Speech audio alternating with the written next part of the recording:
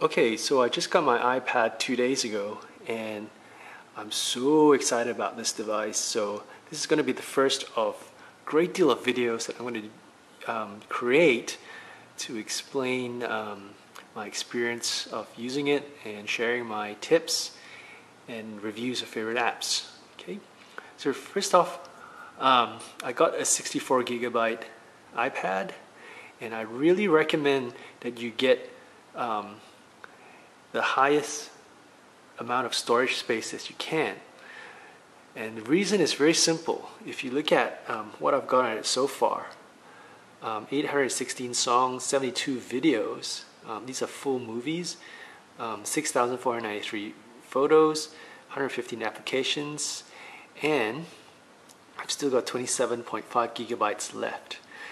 So the number one reason why you should max out your storage space, even though you're paying a bit of a premium for the extra gigabytes, is because of the battery life, plain and simple. Now with the iPhone and iPod Touch, I recommend just sticking to 16 or 32.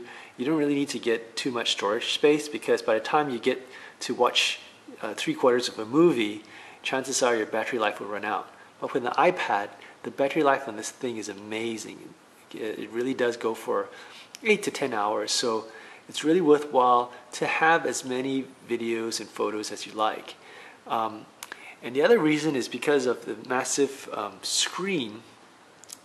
There are so many more applications that you can enjoy using, and you don't want to be restricted by space because some of these apps, like the magazine and comic apps, allow you to purchase a lot of content, and you really don't want to be restricted by storage space with a device like this. Okay, so that's my opinion, and I really think it's valid if you're really serious about maximizing the use on this. Okay, so that's a bit of a tip about which model to get. Now, whether you get the 3G or the Wi-Fi model, that's up to you. This is a Wi-Fi only model because at the time that was the only one that was available. And also, I'm based in Malaysia, so I don't know what the 3G plans will be like at the moment. Right, so let's get to review of some of the apps. And just to show you a couple of things that I have, this is on my front page. In no particular order, I just want to show you what I've got here. Okay, remote. Now this is not an iPad only app, but I wanted to just share it with you because with the Apple remote, I can actually control my my hi-fi system with an iPod or iPad. So just to give you an idea, I'm tapping this song, and now you can hear it playing in the background. Now this is not playing out of my iPad. This is actually streaming out of my hi-fi system. Let me just show you down there, and you can see the Airport Express on the other side.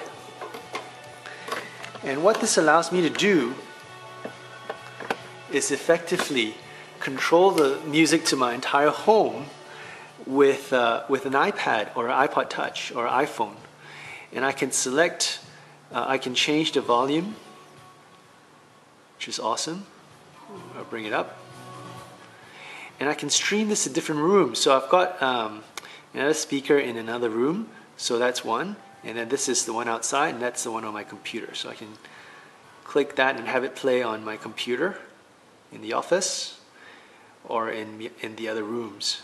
So this is a pretty cool device to have to control other Apple peripherals if you have any. Anyway, that's the first app. I'm just going to keep talking about apps until I run out of time on this YouTube video, and then I'll post another one.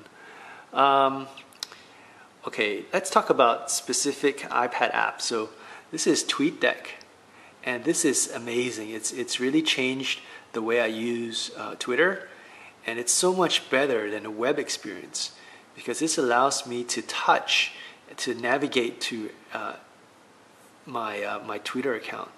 So what TweetDeck does is that it gives you your friends' updates, and then your mentions, and then your direct messages, and you can add more columns if you wish, and you keep scrolling around. And if I tap on any of these messages, I can actually, okay, that's a bit of a spam message. Okay, here's another one. Okay, here you go. So there's a message here, and if I want to reply to that, I can just tap reply and type out the message. So this is pretty, I mean, it gives a different twist to the experience of Twitter, and I really think that it really helps a lot to have the extra space that I can touch and navigate, and the extra tools like to reply, retweet, send a direct message, favorite, and so on and so forth. Okay, and you can add multiple accounts. Best of all, it's a free app. All right, what else have I got here? Now, the iPad is an excellent tool to read news, and Mashable is one of my favorite blogs, and I'm still using the iPod version or the iPhone version, but you can see it works just as well.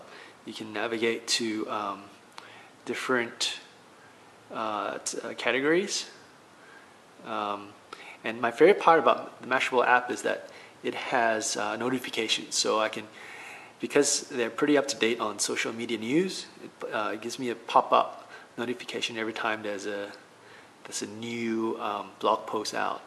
And as you can see, it's a wonderful experience to read the content. Very easy to read, very easy to scroll through. And like I said, the pop-up notifications, you can turn it off if you want, but I actually quite enjoy having the latest news pop up without me having to go search for the news.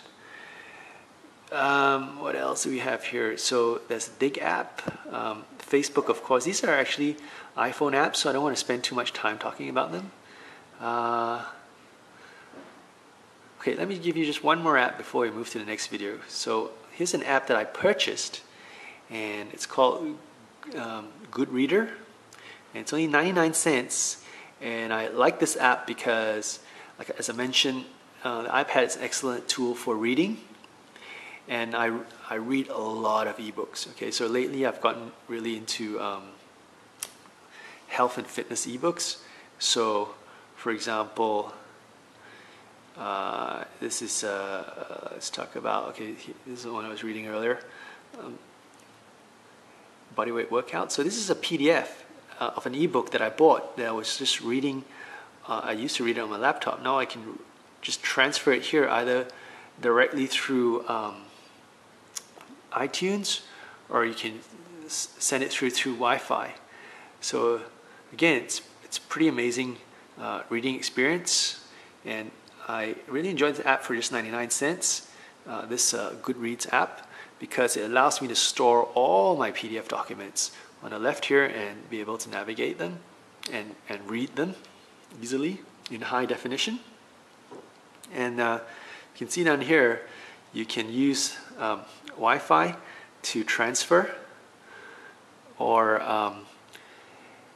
the other way is I just sync them via iTunes. Okay, so these are just first couple of apps I wanted to share. There's actually a lot more, many other pages. I haven't even gotten to the games yet. So please subscribe and check out the next video. So I'm gonna be reviewing, well, maybe at least an app a day until I run out of storage space in my 64 gigabyte iPad.